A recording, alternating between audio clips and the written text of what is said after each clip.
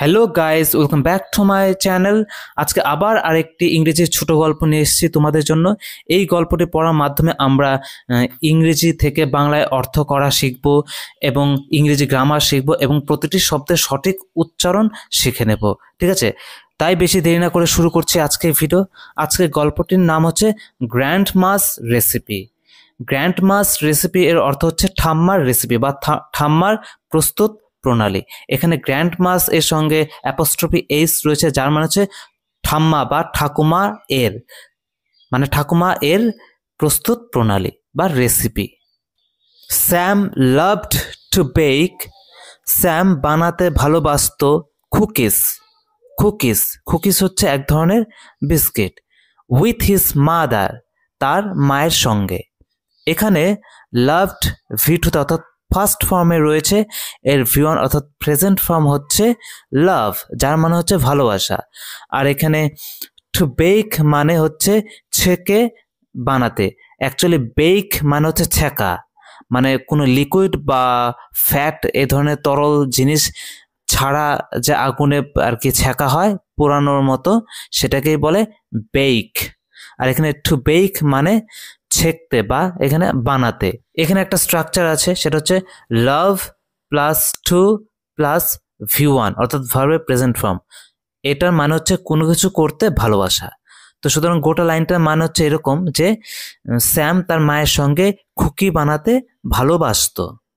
They often baked, তারা প্রায় বানাতো টুগেদার একসঙ্গে, অন উইকেন্ডস সপ্তাহান্তে, অর্থাৎ সপ্তাহের শেষে যে ছুটি হতো, অর্থাৎ তারা প্রায় সপ্তাহান্তে একসঙ্গে কুকি বানাতো।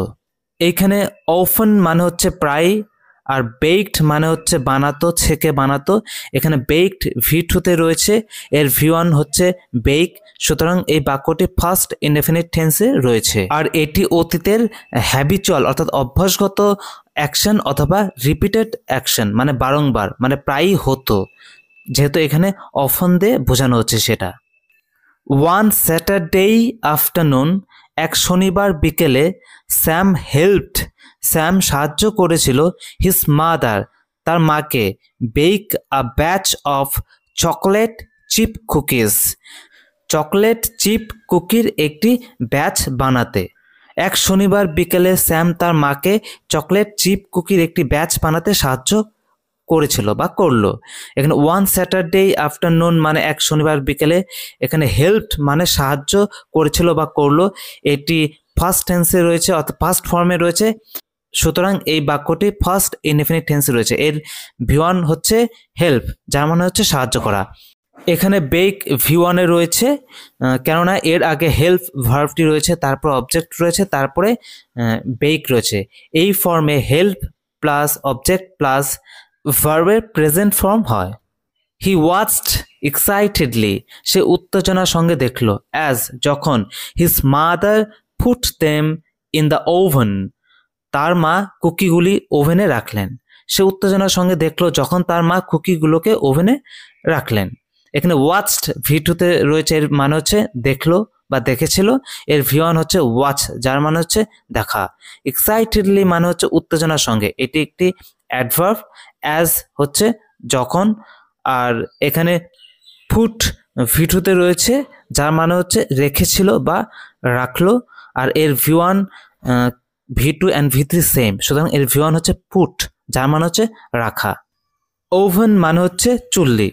এখানে দুটি মেইন ভার্ব, সেটা হচ্ছে ওয়াচড অ্যান্ড পুট ভি2তে রয়েছে, সুতরাং এই টোটাল বাক্যটি ফার্স্ট ইনডেফিনিট টেন্সে রয়েছে। মম, মা, আই কান্ট ওয়েট, আমি আর অপেক্ষা করতে পারছি না, টু টেস্ট দেম, তাদের স্বাদ নিতে।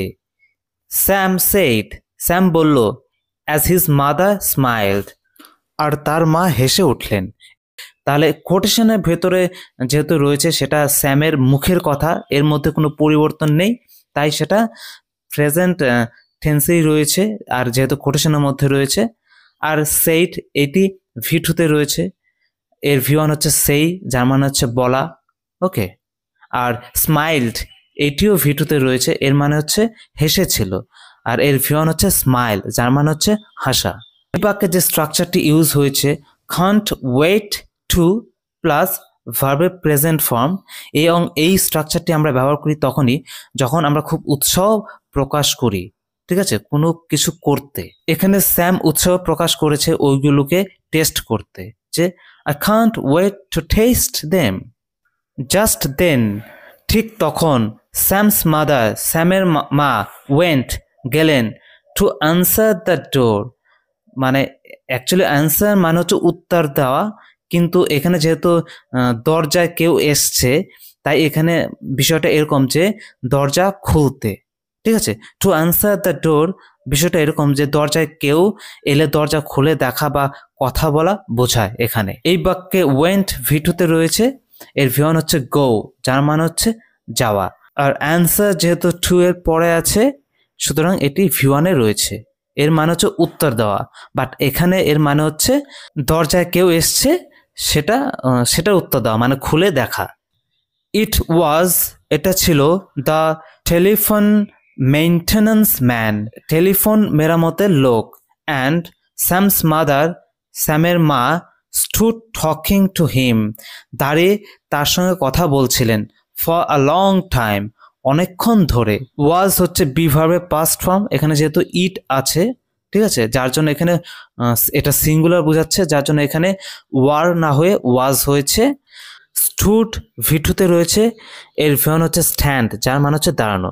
এখানে একটা লক্ষ্য রাখবে, একটা স্ট্রাকচার, যেটা হচ্ছে স্টুড টকিং, মানে দাঁড়িয়ে কথা বলছিল। এখানে যেহেতু ভিটুতে স্টুড রয়েছে যার জন্য এটা ফার্স্ট অর্থাৎ অতীতের অ্যাকশন বোঝাচ্ছে। এটা যে স্ট্রাকচার সেটা হচ্ছে স্ট্যান্ড প্লাস ভার্বের প্রেজেন্ট পার্টিসিপল, মানে কেউ দাঁড়িয়ে কোনো কিছু করছে, এটা বোঝাতে আমরা স্ট্যান্ড প্লাস ভার্বের প্রেজেন্ট পার্টিসিপল লিখবো।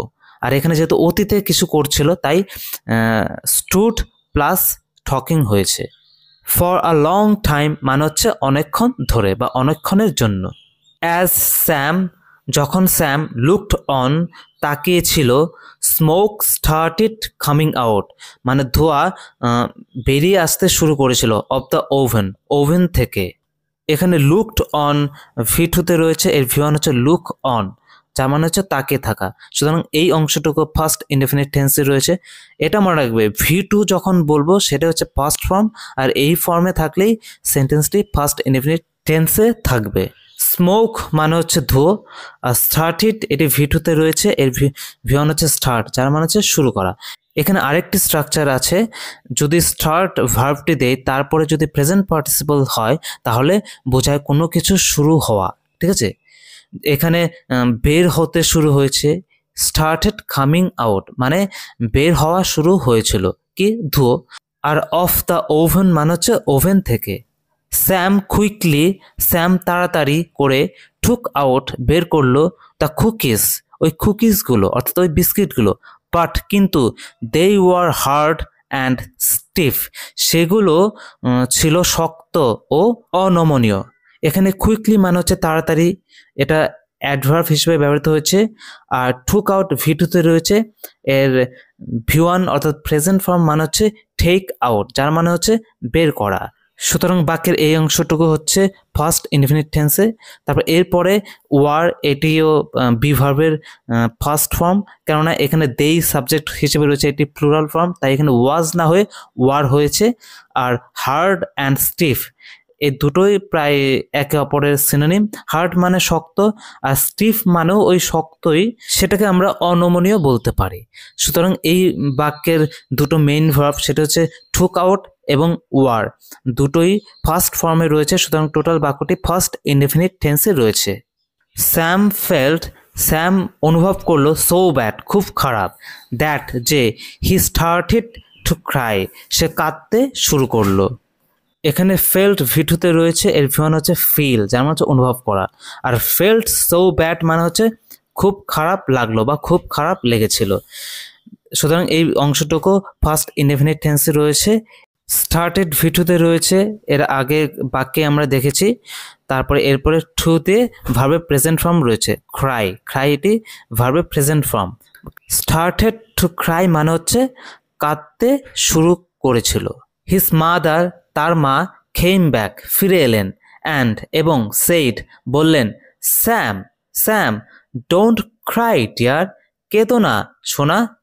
এখানে কেম ব্যাক ভিটুতে রয়েছে, এর ভিওন হচ্ছে কাম ব্যাক, যার মানে হচ্ছে ফিরে আসা। সুতরাং এই অংশটুকু ফার্স্ট ইনডিফিনিট টেন্সে রয়েছে এবং অ্যান্ডের পরে সেইড, এটাও ভিটুতে রয়েছে, এর ভিওন হচ্ছে সেই, যার মানে হচ্ছে বলা। তো সুতরাং এখানে কেম ব্যাক এবং সেট দুটোই ভিটুতে রয়েছে। আর কোটেশন এর ভেতরে যেহেতু এটা স্যামের মায়ের মুখের কথা, তাই সেটা প্রেজেন্ট টেন্সে রয়েছে। ডোন্ট ক্রাই প্রেজেন্ট ইনডিফিনিট টেন্সের নেগেটিভ ফর্মে রয়েছে। এটা ডোন্ট ক্রাই মানে হচ্ছে কেঁদো না, আর ডিয়ার মানে এখানে হচ্ছে সোনা বলা হয়েছে, মানে আদরের ভাষা। হিয়ার টেক সাম মিল্ক, এই নাও একটু দুধ নাও। অ্যান্ড আর pour it over the cookies, মানে এটা ঢালো কুকিগুলোর উপর, ওই বিস্কিটগুলোর উপর। আমরা যখন কাউকে কোনো কিছু দেই, ঠিক আছে, কেউ কোনো কিছু চাইলে যখন আমরা কাউকে কোনো কিছু দেই, তখন সেই বাক্যের শুরুতে আমরা বলি না এই নাও এই নাও, তখন আমরা হিয়ার ইউজ করতে হয়, তারপরে আমরা বাকি অংশ বলবো, ঠিক আছে। এখানে টেক V1-এ রয়েছে, এর মানে হচ্ছে নেওয়া, আর পোর এটিও V1-এ রয়েছে, এর মানে হচ্ছে ঢালা। আর এটা যেহেতু কোটেশনের ভেতর রয়েছে আর এটা স্যাম এর মায়ের মুখের কথা, তাই এখানে প্রেজেন্ট ইনডেফিনিট টেন্সে রয়েছে। এখানে পোর ইট ওভার মানে হচ্ছে কোনো কিছুর উপর কিছু ঢালা। এখানে ইট হচ্ছে মিল্কের কথা বলা হয়েছে, এই মিল্ককে ঢালার কথা বলছে ওভার, কোনো কিছু উপর। এখন যার উপর সেটা হচ্ছে দ্য কুকিজ, তাই ওভারটা দ্য কুকিজের আগে বসানো হয়েছে, কেননা কুকিজ এর ওপর ঢালার কথা বলা হয়েছে। দিস ইজ, এটা হলো গ্র্যান্ড মাস রেসিপি, ঠাকুমার মানে প্রস্তুত প্রণালী। গ্র্যান্ড মাস অ্যাপোস্ট্রফি এজ দিয়ে বোঝানো হয়েছে ঠাকুমা এর, রেসিপি মানে হচ্ছে প্রস্তুত প্রণালী, অর্থাৎ এটি ঠাকুমার প্রস্তুত প্রণালী। ফর পুডিং মানে পুডিং এর জন্য। পুডিং কি? পুডিং হচ্ছে মিষ্টি দ্রব্যাদি দিয়ে তৈরি এক ধরনের খাবার বিশেষ। সুতরাং এটি ঠাম্মার পুডিং বানানোর রেসিপি। এখানে দিস ইজ মানে এখানে ইজ হচ্ছে বি ভার্বের প্রেজেন্ট ফর্ম, এখানে ইজ হয়েছে কেননা দিস হচ্ছে সিঙ্গুলার ফর্মে রয়েছে, তাই এখানে আর না হয়ে ইজ হয়েছে। আর এটা হচ্ছে প্রেজেন্ট সিম্পল টেন্স, অর্থাৎ প্রেজেন্ট ইনডেফিনিট টেন্স।